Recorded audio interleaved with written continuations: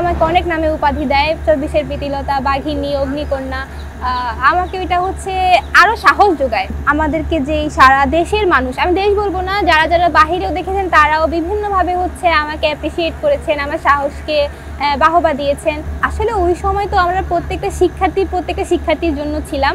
আর আমাদের একটাই হচ্ছে ওই সময় আমি বলবো মোটিভ ছিল আমাদের যে কেউ কারো ক্ষতি হতে দিব না এবং নিজেদেরকে যতটা পারি সেফে রাখবো। তো সেই দিক থেকে যেহেতু আমার সামনে থেকে ভাইয়াকে, আমার ক্যাম্পাসের বড় ভাইকে নিয়ে যাবে, আমি তো চুপ থাকতে পারি না সেই দিক থেকে। কারণ ওই সময় আমাকে অন্যায়ের প্রতিবাদ করা ওই সময়টা আমাকে শিখিয়ে দিয়েছে যে কীভাবে অন্যায়ের প্রতিবাদ করতে হয়। তো সেই দিক থেকে হচ্ছে আমার ওইভাবে যে দাঁড়িয়ে যাওয়া। আমাদেরকে যে সারা দেশের মানুষ, আমি দেশ বলবো না, যারা যারা বাহিরেও দেখেছেন তারাও বিভিন্নভাবে হচ্ছে আমাকে অ্যাপ্রিসিয়েট করেছেন, আমার সাহসকে বাহবা দিয়েছেন এবং অনেক অনেক দোয়া ভালোবাসা পাঠাইছেন এবং অনেকেই আমাকে অনেক নামে উপাধি দেয়, 24-এর প্রীতিলতা, বাঘিনী, অগ্নিকন্যা।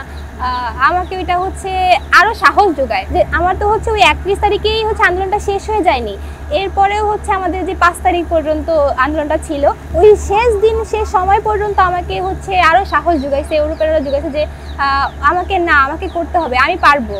তারা আমাকে এমনও অনেকে আছে যে আমাকে বলেছে যে আপু, তোমাকে ওই ঘটনা দেখার পরে আমরা অনেক সাহস পাইছি। এর আগে আমি আন্দোলনে বের হইনি, কিন্তু আজকে আমি বের হচ্ছি এরপর থেকে।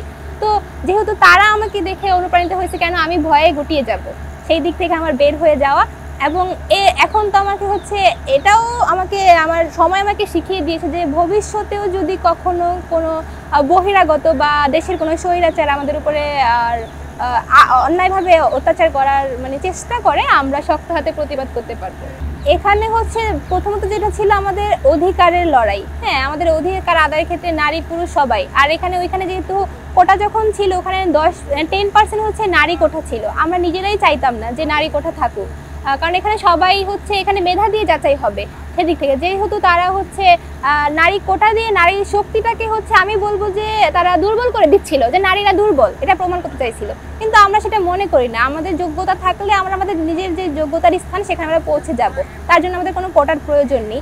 এরপর থেকে যখন হচ্ছে আমাদের ভাইদের উপরে নির্মমভাবে অত্যাচার করতেছিল এবং মেয়েদেরকেও ধরে অত্যাচার করতেছিল, তখন আমাদের পূর্ববর্তী ইতিহাসে যদি যাই 1971 সালে মুক্তিযুদ্ধ, তখনও কিন্তু নারীদের অবদান কোনো কম ছিল না। আমরা বলবো আমাদের পূর্বপুরুষ থেকে আমাদের এগুলো শিক্ষা যে আমরা সবাই পারবো। সেইখান থেকে আমাদের 2400 প্রত্যেকটা মেয়ে ওই অনুপ্রেরণা নিয়েই হয়তো মাঠে নামছে।